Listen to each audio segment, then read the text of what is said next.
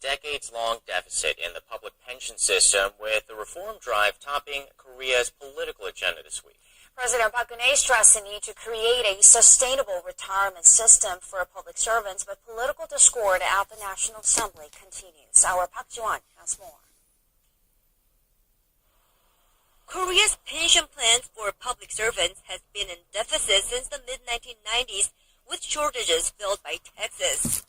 To address this pressing matter, President Park Geun-hye, speaking at Tuesday's cabinet meeting, called on the National Assembly to urgently address these public servant pension reforms for the future of the country.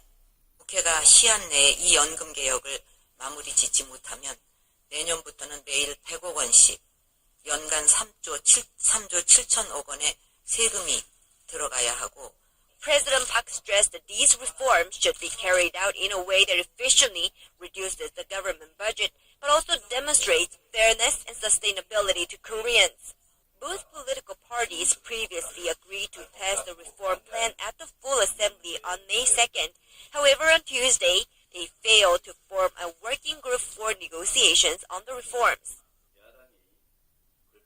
The main opposition has been saying that they have strengths in economic affairs. But I'd like to ask them how they can say such things when they drag on and oppose the pension reforms. It is unacceptable that the government tries to get through the reforms with the ruling party leading the process, with a limited deadline just like a military operation. The reforms should be proactively led by the government, like labor management negotiations.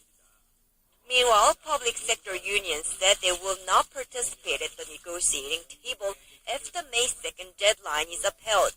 Park Ji-won, Arirang News.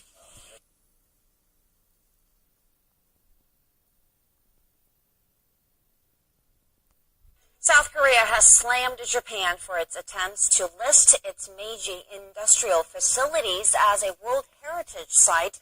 That's because these facilities were the sites where many Koreans were forced to labor under Japan's colonial rule in the early 1900s. Our Hwang Sang-hee tells us more. Korea has reiterated its opposition to the possible listing of a group of Japanese industrial facilities on the UNESCO World Heritage List. Seoul's Foreign Ministry said Tuesday that the Meiji industrial sites, where tens of thousands of Koreans were forced to work under Japanese rule in the early 1900s, should not be recognized as intangible cultural assets. To list these facilities, with their painful history of forced labor for Koreans under Japan's colonial rule, as a World Heritage Site does not correspond with the discipline and purpose of UNESCO. However, there are reports that the International Council on Monuments and Sites, or ICOMOS, said Japan's industrial facilities are qualified as a UNESCO World Heritage Site, upping Tokyo's chances.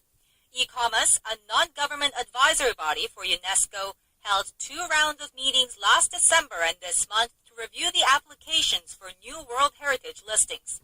For Japan, the 28 sites, mainly located in Kyushu, are proud relics from its Meiji Industrial Revolution. For Korea, they are painful reminders of Japan's colonial rule.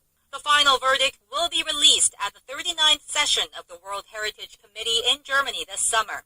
21 member countries, including Korea and Japan, will vote on the issue. The sites need at least 2/3 of the votes to be approved. And until then, the Foreign Ministry here in Seoul says it will continue its efforts to prevent the Japanese sites from receiving UNESCO recognition. Hwang Sang-hee, Arirang News.